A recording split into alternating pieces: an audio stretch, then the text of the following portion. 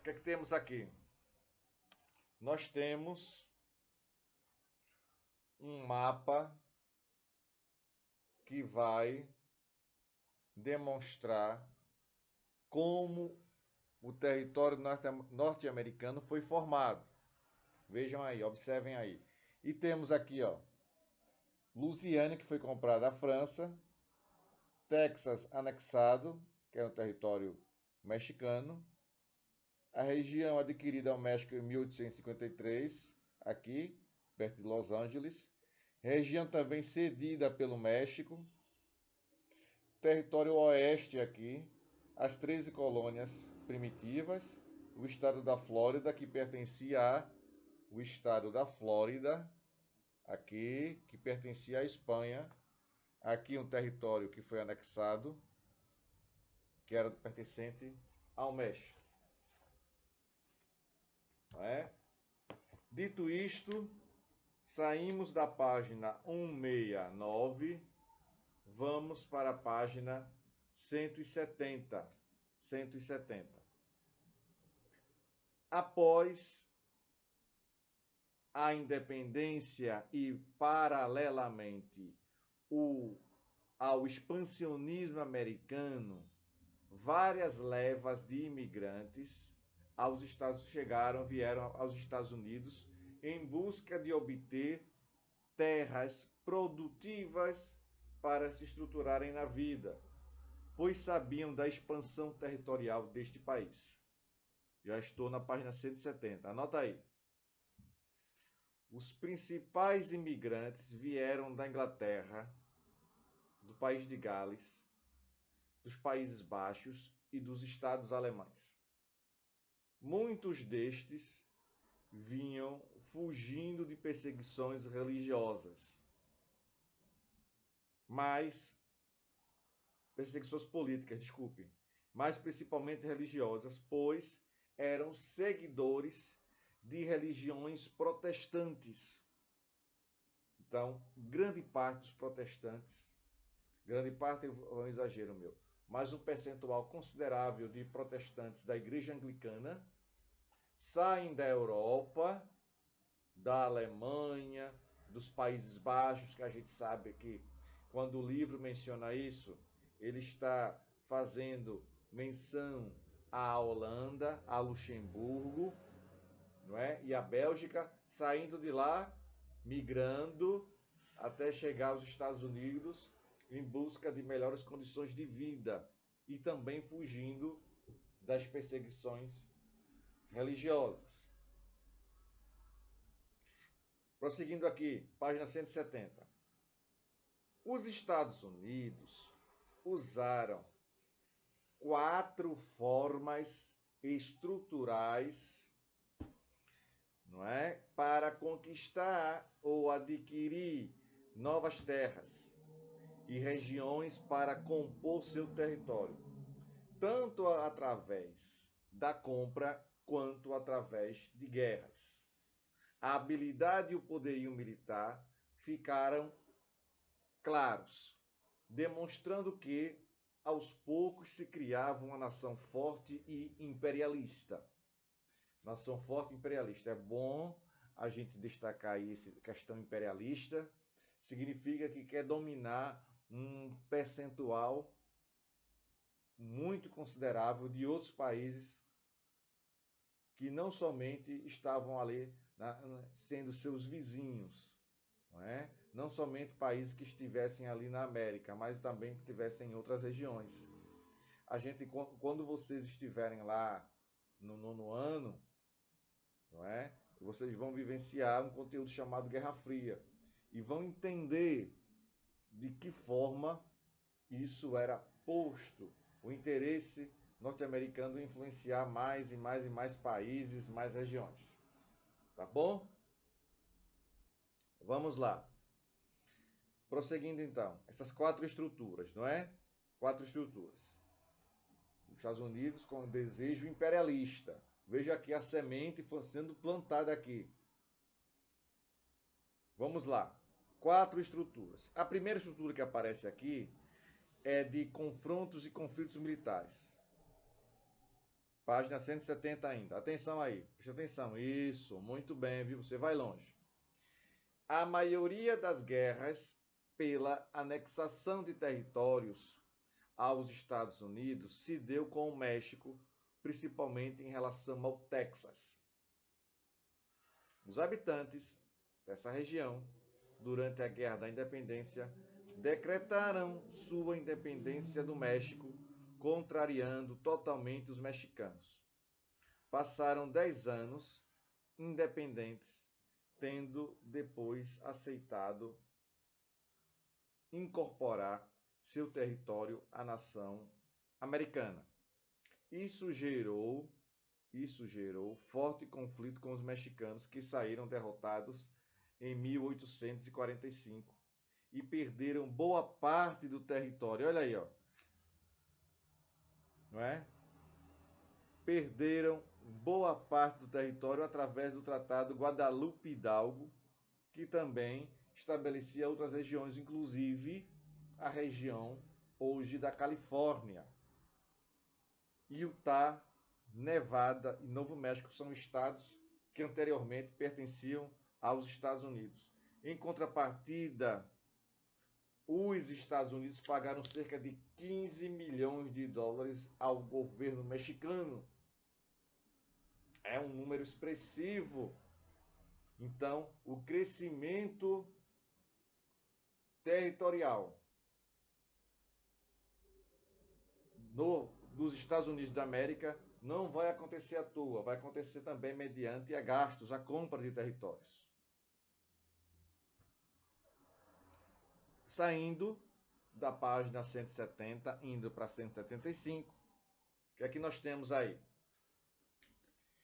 Uma outra forma estrutural, que é a expulsão dos indígenas, chegando em muitas regiões, principalmente na parte oeste do atual território dos Estados Unidos. Os americanos encontraram tribos indígenas de diversas etnias, de diversas raças, como Sioux, Cherokee e Apaches, entre outros. O encontro acabou gerando confrontos armados, resultando na destruição de culturas e morte de indígenas. Os sobreviventes eram submetidos a trabalhos forçados. Muitos desses índios habitavam os estados da Louisiana, do Arizona e de Nevada. Conhecemos aí a expulsão dos indígenas como sendo a segunda estrutura, não é? Que os Estados Unidos criaram para anexar, compor seu território. A terceira estrutura é a compra de regiões. Atenção aí. Logicamente que após sair de uma guerra de independência bem sucedida, os americanos estavam bem fortalecidos, o que facilitou as relações com os aliados, como a França. Assim, iniciaram o processo de expansão, comprando territórios pertencentes às nações europeias.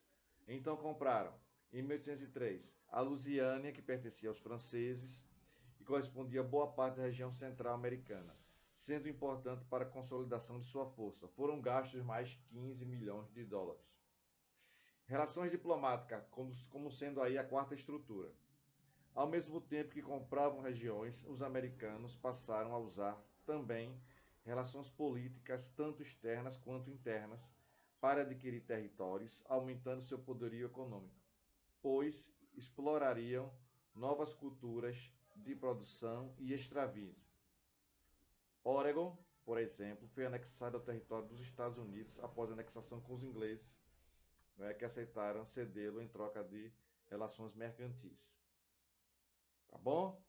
Vamos agora para a página 172. Na página 172, vamos observar o que o livro está trazendo para a gente. Interrogação. Muito bem. O livro está trazendo uma situação de como aconteceu esse expansionismo norte-americano, não é? E as suas influências até os dias de hoje. Vamos lá.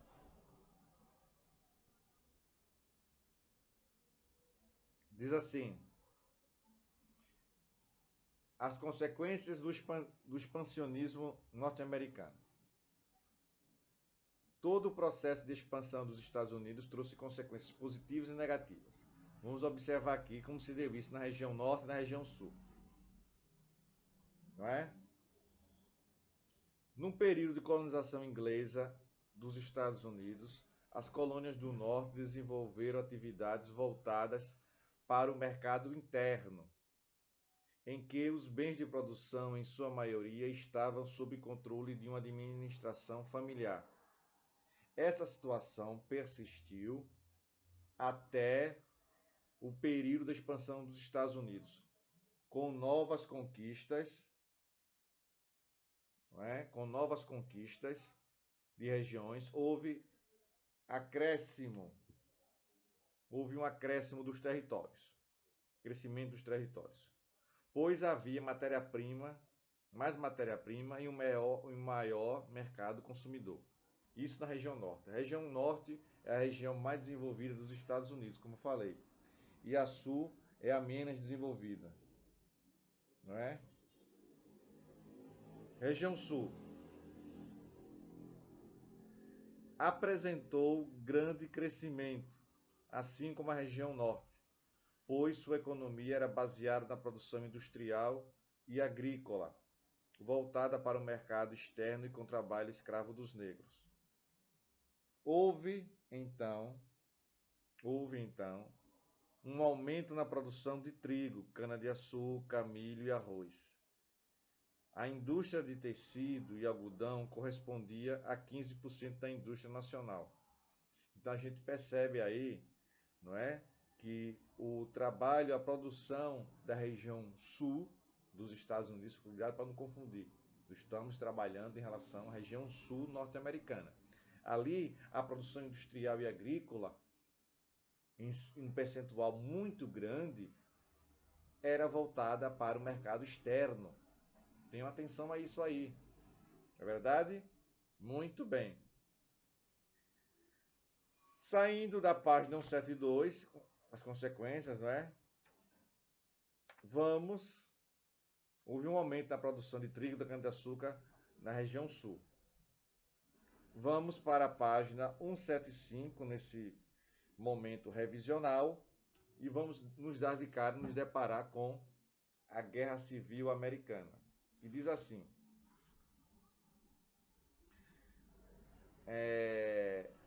desde a fundação das 13 colônias americanas, houve uma clara disputa, Guerra Civil Americana, 175. Desde a fundação das 13 colônias americanas, houve uma clara disputa política e econômica entre elas. A razão para tanto é que cada colônia havia sido fundada com características diferentes. Como já vimos, as do sul tinham uma organização baseada nas grandes propriedades de terras, com atividades de monocultura e uso do trabalho escravo, visando o mercado externo. Enquanto a região norte dos Estados Unidos desenvolvia uma economia familiar voltada para o mercado regional e sem trabalho escravo. Na região norte não existia nenhum tipo de trabalho escravo, não é? Aqui e ali poderia aparecer, mas em sua grande maioria não. O único acontecimento que uniu as regiões norte e sul foi a luta pela independência dos Estados Unidos. Ambas tinham seus interesses em se libertar do domínio inglês. O sul não queria a intervenção inglesa no comércio externo. O norte queria desenvolver uma atividade mais industrial. Não é verdade? Foi criada então uma confederação de estados onde cada um devia obediência ao governo republicano. Governo republicano dos Estados Unidos, mas tinha autonomia para criar suas leis e regras locais. Muitas vezes as regiões norte e sul tiraram proveito dessa autonomia para fazer acordos políticos que privilegiassem seus interesses. Página 175.